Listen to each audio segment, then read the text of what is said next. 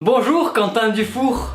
Oh boy. Ah oui ça a poussé là, les cheveux ont poussé, tout a poussé. Ah oh là, il y a un style viking là qui se prépare. Je suis Ragnar Lothbrok. Ça fait longtemps que j'ai pas fait de vidéo là, ça fait quoi, un mois ou deux mois, je sais pas. Mes dernières vidéos c'était du n'importe quoi avec le confinement et ma bagnole, tout ça là. Mais j'ai une bonne excuse, c'est que là on est en train de préparer Exodia Sarach, tu vois, vous voyez dès qu'il y a des nouveaux trucs dans le décor derrière, genre ça là voilà, c'est des machins pour Exodia qui vont servir et j'ai dû fabriquer ça avec mes mains et tout. Du coup ça prend du temps, puis il y a eu des trucs de l'écriture, il y a du matos à rentrer machin et tout, il y a des gens à contacter, donc tu vois ça se met en place petit à petit. Et là Exodia bientôt ça va être tu vois, ça va bomber, tu vois, on va s'y mettre à fond, on va faire ça de nos jours et de nos nuits, tu vois, je vais pas dormir, je vais faire du montage là, tu vois, sur l'ordinateur qui se trouve ici là, tu vois, je vais faire du montage et oula j'ai tout cassé, mais tu vas voir que Exodia ça va déboîter quoi. Dans Exodia souvent on fait des bastons, voilà, je me casse la gueule, tout ça, et des fois je me fais très mal, donc on va voir les moments où je me suis fait très mal, etc. Donc vous allez me voir souffrir aujourd'hui, vous allez beaucoup entendre le son ça vous allez l'entendre tout le temps, et celui-là aussi beaucoup. Donc c'est parti pour les anecdotes, 4e épisode.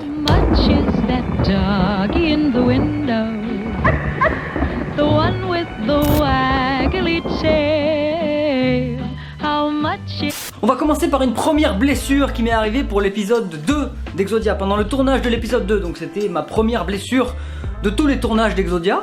Hein, on peut l'applaudir? Non, on va pas l'applaudir parce que je me suis baisé la tête, tu vois. Je me suis défoncé le crâne là, vous voulez voir? Et ben c'est parti.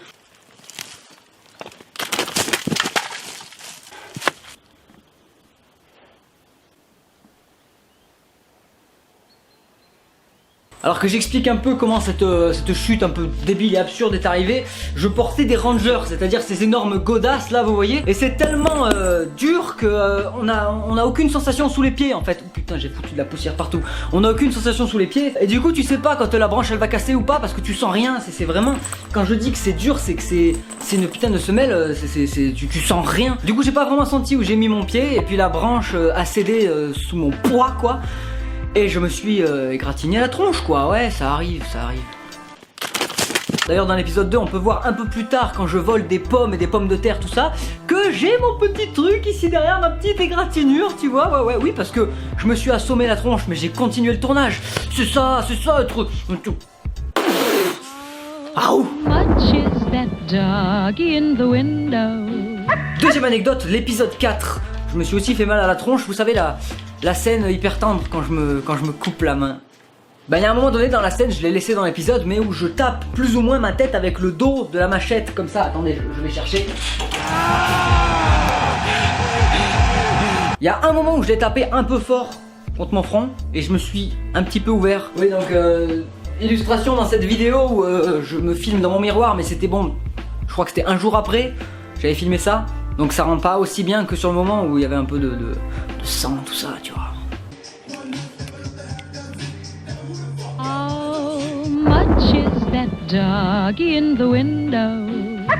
Ok, troisième anecdote, on va parler de la grosse baston de l'épisode 8. Vous savez quand je me bats avec un soldat et que c'est hyper violent et que c'est épique. Et putain ce jour là de tournage, qu'est-ce que c'était cool.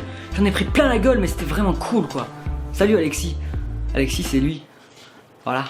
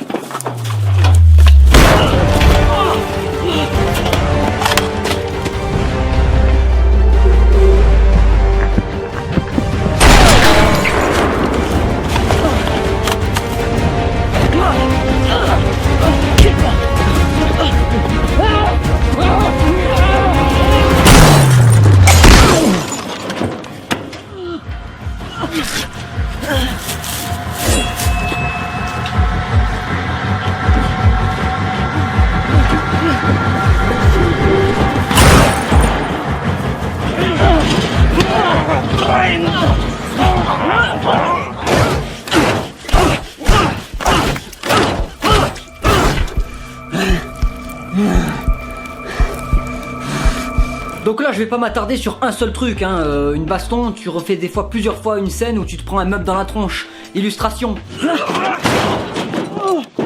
Je suis coincé. Ah merde.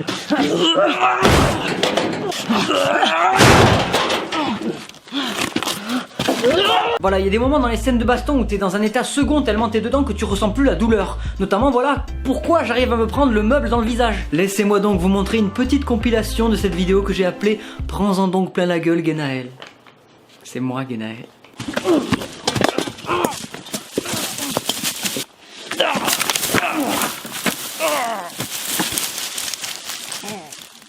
Ça va? Oui. Ah merde, putain. What the? Même pas. C'est bon. Ça ira? Ok. 1, 2, 3.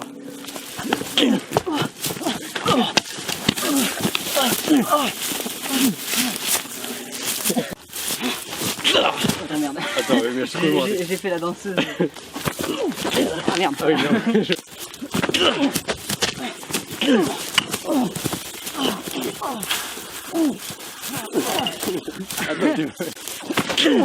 Oh pardon. Ah, c'est pas grave. Oh pardon. Attends, merde, attends, là.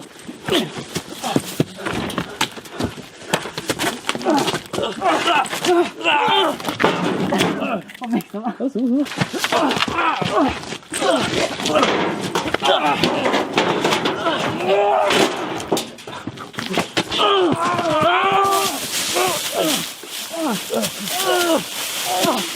Encule-moi! Encule-moi! Hein!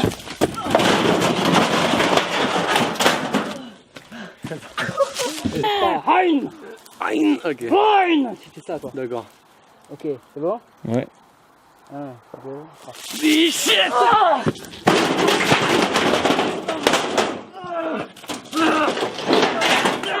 Oh merde, attends, il y a un truc qui est épique, c'est que je prenne.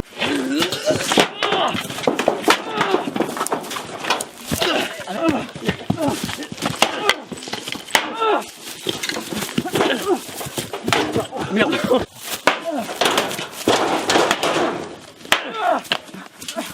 Merde.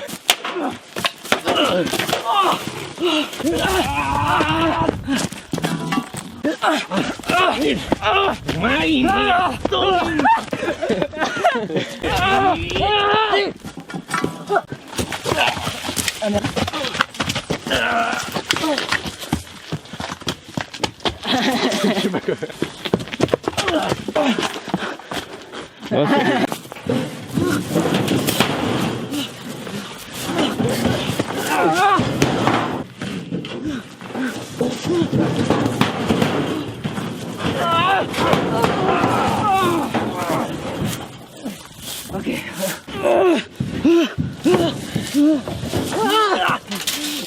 Merde. Génial.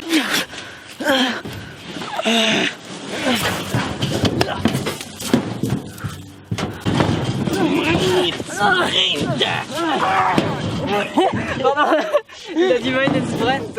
Attends,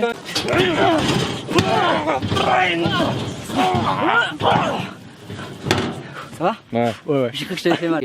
1, 2, 3, action.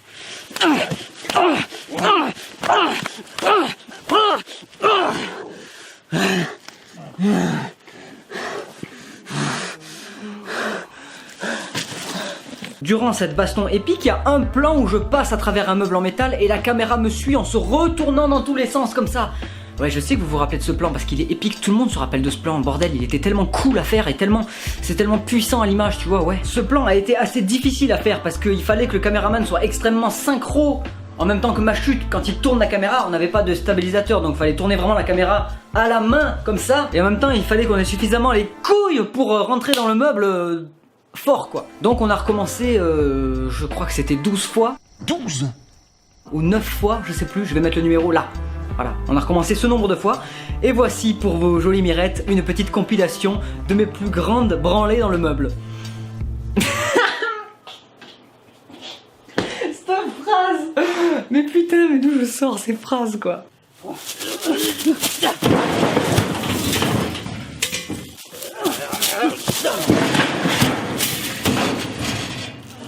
Ça pue le moisi. Oh, ça sent le moisi, c'est ignoble.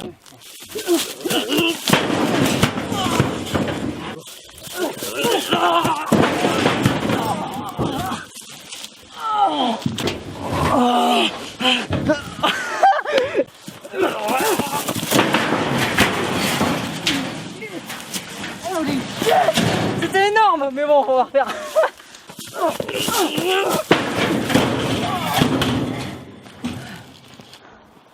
Merde.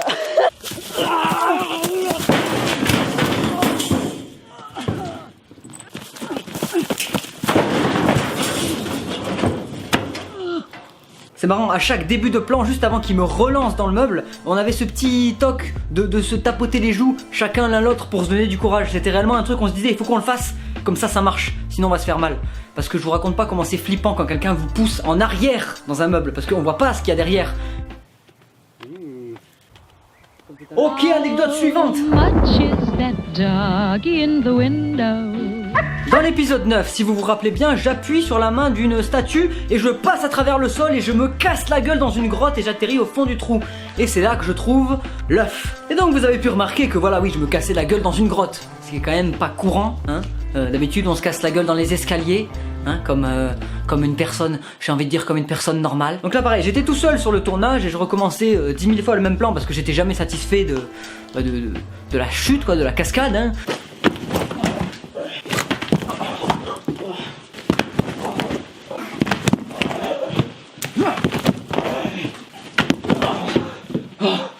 Non, ça va toujours pas.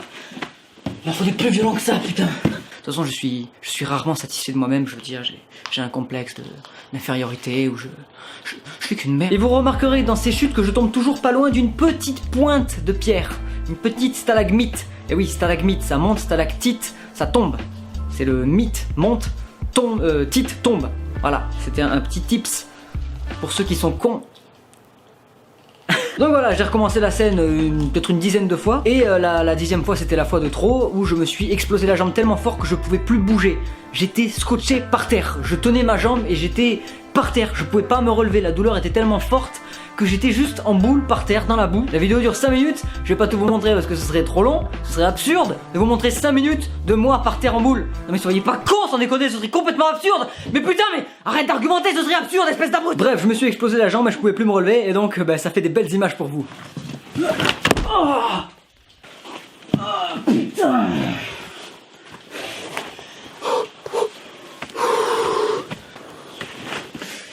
Allez, ça va passer.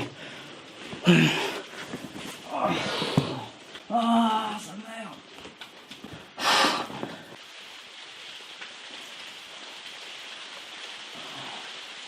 Anecdote suivante, je sais pas quel numéro, mais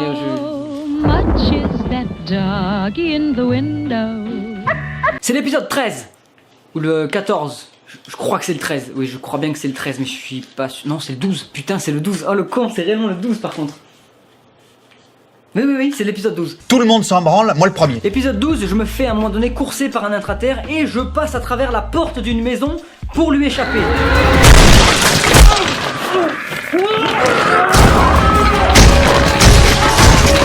Il y a deux petites anecdotes en une là. Bon déjà, passer à travers la porte, je l'ai fait plusieurs fois.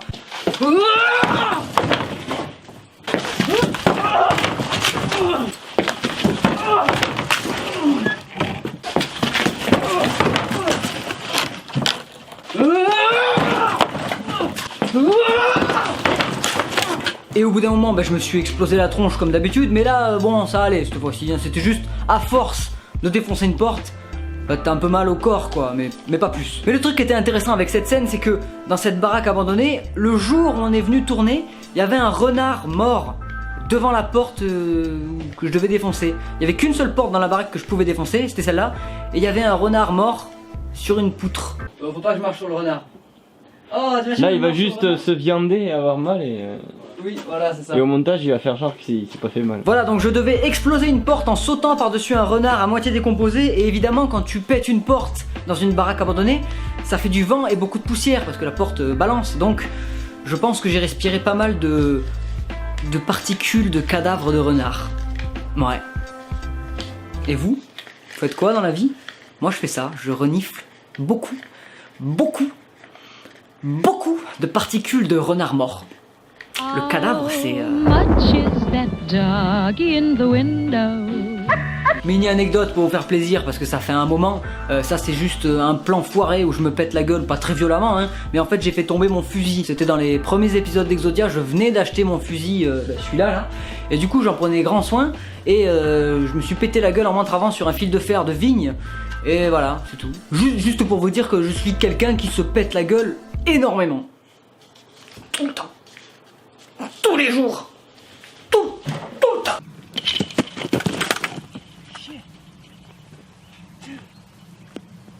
Ça fait partie des activités quotidiennes de ma vie de me péter la gueule dans la rue quoi, tu vois.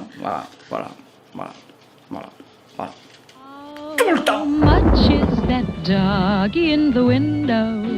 Ça c'est pas vraiment une anecdote parce qu'il n'y a pas vraiment d'histoire à raconter, mais c'est juste que c'est encore une fois moi qui me casse la gueule et qui recommence 10 000 fois parce que ça m'allait pas.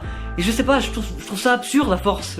Qu'est-ce que je cherche? Quelle est ma quête? Qu'est-ce que je cherche dans la vie? Pourquoi est-ce que je m'amuse à me péter la gueule 15 fois d'affilée pour que un plan soit bien? Des fois je comprends pas. En plus je suis tout seul quand je fais ça, donc je vous imagine pas s'il y a des promeneurs qui passent. Enfin bref, c'est juste que je me pète la gueule extrêmement violemment 15 fois. Et puis la 15e fois, bah, je trouve ça bien, donc c'est bon, je garde quoi. Enfin voilà, il y a ce côté absurde que je voulais partager avec vous. Donc c'est parti.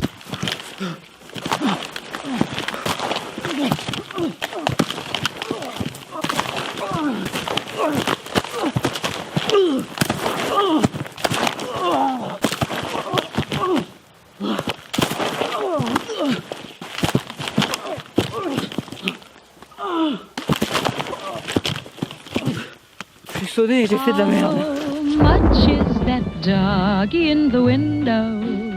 Ok, on va faire la dernière anecdote finale, même si c'est plus du tout une anecdote à ce niveau-là, parce que en fait c'est juste que il y a beaucoup de fois où je me pète la gueule, où je me fais mal dans Exodia, et j'aimerais bien tout vous montrer dans une seule vidéo, dans celle-ci, sauf que j'ai pas d'histoire derrière, c'est juste que je me suis pété la gueule quoi, littéralement. Donc putain, j'ai tellement dit 2 fois le mot péter la gueule dans cette vidéo. Bref, je me suis juste pété la gueule, donc ce que je vous propose, c'est pour changer un peu de ton, on va faire une musique, et sur cette musique en rythme, on va faire moi qui me pète la gueule. Vous êtes prêts? Ça va être grandiose, ça va être incroyable. C'est parti. How much is that dog in the window? The one with the waggly tail. How much is that dog in the window? I do hope that dog will stay. I must take a trip to California and leave my poor sweetheart alone. If he has a dog, he won't be lonesome, and the doggy will have a good home. How much is that doggy in the window? The one with the waggly tail. How much is that doggy in the window? I do hope that doggy's for sale. I read in the papers there are robbers with flashlights that shine in the dark. If he has a doggy to protect him, he'll scare them away with one bark. I don't want a bunny or a kitty. I don't want a parrot that's tall. I don't want a bowl of little fishies. You can't take a goldfish for a walk. How much is that doggy in the window? The one with the waggly tail. How much is that doggy in the window? I do hope that doggies, I do hope that doggies, I do hope that doggies for sale.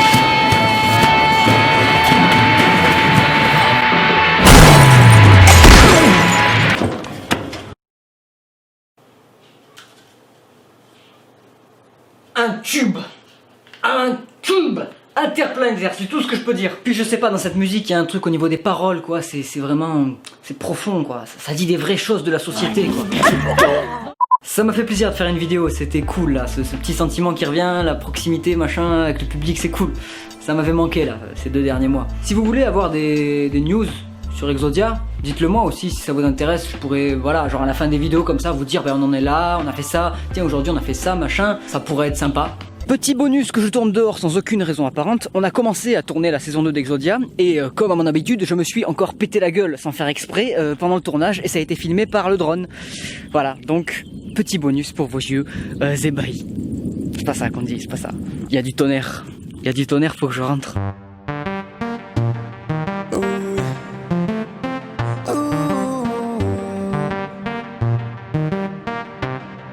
Si vous avez aimé cette vidéo compilation d'anecdotes, je sais pas quoi, si vous voulez que j'en fasse d'autres, dites-le moi. Mettez un pouce en l'air, abonnez-vous, c'est le meilleur truc si vous vous abonnez, voilà. Qu'est-ce que vous pensez de ma coiffure? Dites-moi en commentaire ce que vous pensez de cette coiffure, ça m'intrigue. Voilà, j'ai une tresse et tout là. Je voulais faire un côté un peu viking. Est-ce que c'est cool? Est-ce que c'est... Aou! Voilà, est-ce que c'est Aou?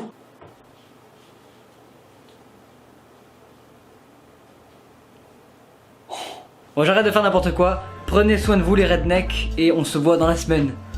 Ouais, dans la semaine, ouais. Oui, dans la semaine, écoute. Je me casse.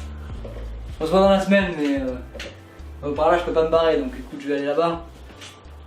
Non, on se voit dans la semaine, les rednecks. Hein, on se voit dans la semaine, les rednecks. Ouais, on se voit dans la semaine. Ne vous inquiétez pas. Je reviens dans la semaine, les rednecks. Oh boy! Vous n'avez jamais regardé Exodia la série? Mais vous êtes complètement à la masse, mon pauvre! Vous savez que c'est quand même une série incroyable. Moi personnellement, mon épisode préféré c'est le 17, hein. Après faut regarder les 16 premiers pour en arriver là. D'ailleurs, pour la saison 2, je cherche des gens. Des monteurs vidéo, des cadreurs, une actrice et plein d'autres trucs. Contactez-moi donc à cette adresse mail si vous voulez tenter l'expérience Exodia. En plus, la série est disponible gratuitement, c'est le prix le plus abordable. Et en intégralité sur la chaîne ici, vous avez juste à cliquer là, c'est l'épisode 1.